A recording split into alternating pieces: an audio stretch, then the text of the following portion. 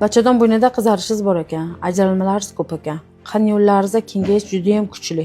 4 ta devorida 4 tala devorda ham tushish bor. Ayniqsa yuqori devor bilan pastki devoringiz juda ham tushib qolgan. Yeringlar ajralmalar juda ham ko'p. Qizarish shunaqangi kuchli. Siz hozir hech qanday shikoyatim yo'q deyapsiz, lekin bu yerda shikoyat juda ham ko'p. Ichingizda qotish bor-ku sizni. Ichingizda qotgan hisobiga mana bu yog'ingizdagi devoringiz shunaqangi xaltadek cho'ntak paydo bo'lib qolgan.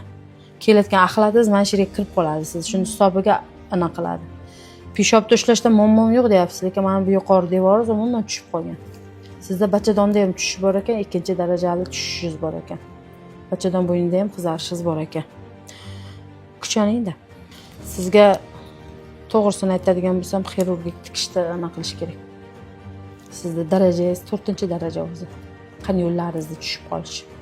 Qarang, 4 ta farzandingiz necha kilogrammdan tuqqansiz? 3 kilo 200. Mehnatchi uy sharoit.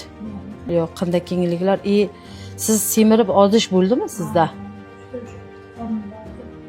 Semirib ketdingizmi? Mushaklarning zaifligi kuchli sizda. Qarang mana, o'zi mana bu yerga kelib qolgan bachadoningiz tushishi. Sizda jarayon oddiygina jarayon emas.